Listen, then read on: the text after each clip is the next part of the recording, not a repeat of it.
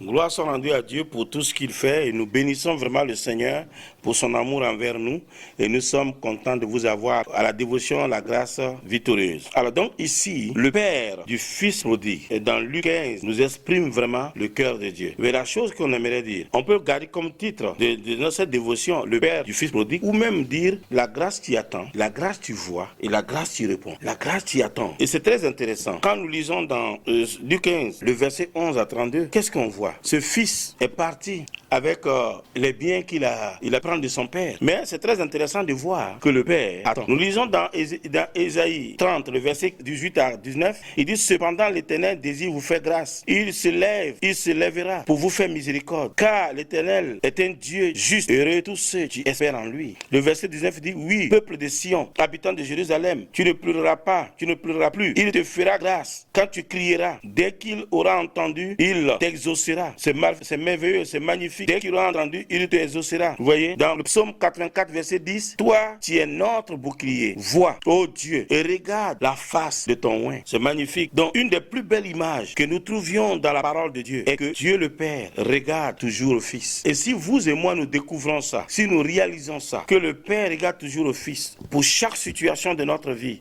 le Père regarde toujours au Fils. Ça change tout. Et c'est magnifique. Le Père t'y attend. Dans 2 Pierre 3, verset 9, le Seigneur ne tarde pas dans l'accomplissement de la promesse, comme quelques-uns le croient, mais il use de patience envers vous, ne voulant pas qu'aucun périsse, mais voulant que tous arrivent à la repentance. C'est merveilleux. Et ici, quand il use de patience, user de patience, c'est très fort. C'est être patient, avoir de la patience. User de patience, ça veut dire quoi? Ne pas perdre courage, et être lent à la colère. Et notre Dieu est lent à la colère. Et ici, regardez, c'est le caractère du Père, du Fils prodigue ici. Le Fils a fait des choses. Il a pris ses biens, il est allé les dilapider. Et le Père sait qu'il n'est pas dans un bon endroit. Il comprend bien son idée, il comprend bien sa situation. Mais le Père est patient. Le Père attend. Ça, c'est notre Dieu, attendant avec patience le retour de son enfant.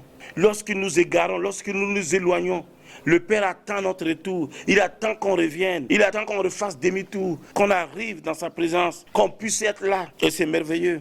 Le Père attend. Et nous pouvons dire la grâce de Dieu attend. Et la grâce de Dieu attend beaucoup des enfants de Dieu qui sont dans la nature à cause de différentes situations, des circonstances, découragement, embrouille, blessure, incompréhension. Beaucoup d'enfants de Dieu qui sont dans le décor. Et Dieu attend. Et le Père attend. Notre Père, notre Seigneur, notre Dieu nous attend. Il attend qu'on vienne. Il attend qu'on revienne. Pour chaque situation de notre vie, le Père regarde toujours au Fils. N'importe quelle situation. Peut-être que je suis négatif.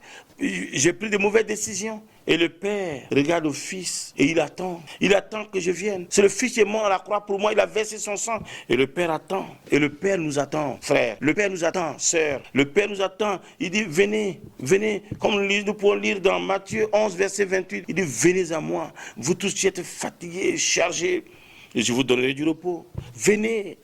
Et le Père nous attend. Le Père t'attend. Il dit, écoute mon fils, viens. Il y a encore de la place. Personne n'a pris ta place. Personne ne t'a volé ta position. Viens mon fils. Parce qu'il y a quelque chose à vivre. Mais quand tu es loin, quand tu t'éloignes, quand tu es dans le décor, quand tu vas dans les choses bizarres, tu ne peux pas vivre. Mais viens dans ma présence et tu vis des choses extraordinaires. Et nous venons dans la présence de Dieu, nous vivons des choses extraordinaires. Parce que le Père attend. Amen.